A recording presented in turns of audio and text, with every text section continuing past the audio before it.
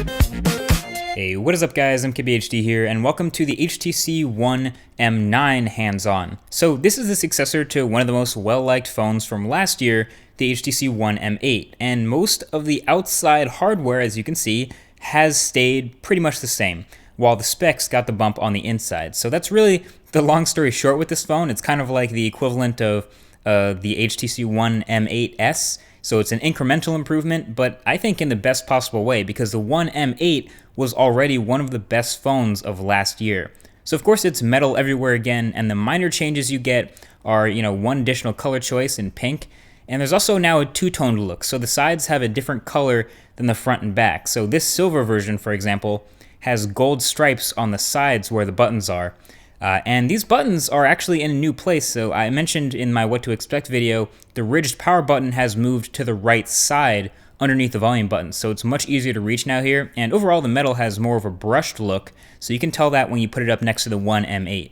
Now, I'm not sure how slippery this is going to be. This one is on a tether, so it's keeping me from dropping it at all, but I'm feeling like it's going to have the same pretty slippery feel in the hand as the One M8, so I think I'm going to end up putting a skin on it when I get it, but I'll at least give it a shot with no skin or case for my full review. But otherwise, on the outside, the boom sound speakers are still there, so 1 year later, they're still some of the loudest and crispest and clearest of any phone, and they're supposedly enhanced this time around with Dolby surround sound, but I'll have to get in a quiet area and test that out again for the full review to see if it's worth the change. But otherwise, yeah, it's still boom sound. You also still get microSD card expandable storage, so I guess that's something that was noticeably missing from Samsung's new flagship. You also still get a 5-inch 1080p display, so not Quad HD. And I don't mind this really. I suspect we'll see Quad HD in the next HTC flagship, but with a 1080p screen here, we're still getting 441 ppi, and it's still a great display. Awesome brightness, great colors, great viewing angles. In fact, this was one of the best 1080p displays of any smartphone last year too. And I know some people wanted them to get rid of that bottom bezel with the HTC logo, but you gotta realize the display drivers have to go somewhere, and that's pretty much all of the bezel of this phone. You gotta remember how much space those speakers take up. So the one main hardware change that they really made to this phone was the camera on the back. So that One M9 is rocking an all-new 20 megapixel sensor. No optical image stabilization, but it can take 4K video now, and of course now it takes these very high resolution photos. And this is the #1 thing I will be testing in the full review process. I got to spend a little bit of time with this phone, obviously in a press room with this crazy, terrible lighting, and it's on a tether, so I could really only point and shoot at so many things.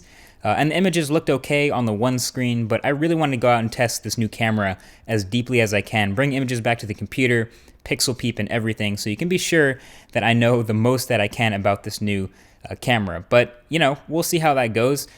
So obviously no more ultra pixels on the back, but they did stick around and keep the ultra pixels for the front-facing camera, which is this really wide-angle lens, and I guess that makes sense for selfies, so the ultra pixels aren't gone forever, but that new camera module is definitely something to test a lot. Now inside this phone, like I said, you get a spec upgrade, so Snapdragon 810 chip, 3 gigabytes of RAM, and HTC Sense 7 on top of Android 5.0 Lollipop in the software department. Not a whole lot of preloaded apps here, and this new version of Sense does seem, flatter and smoother and more responsive, as it should on Lollipop.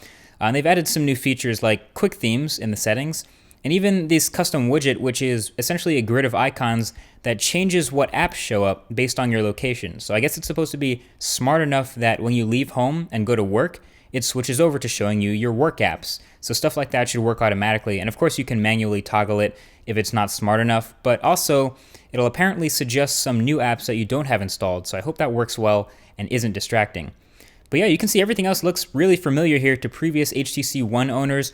Multitasking is smooth. All the buttons and things you would expect are right where you'd find them on the last version.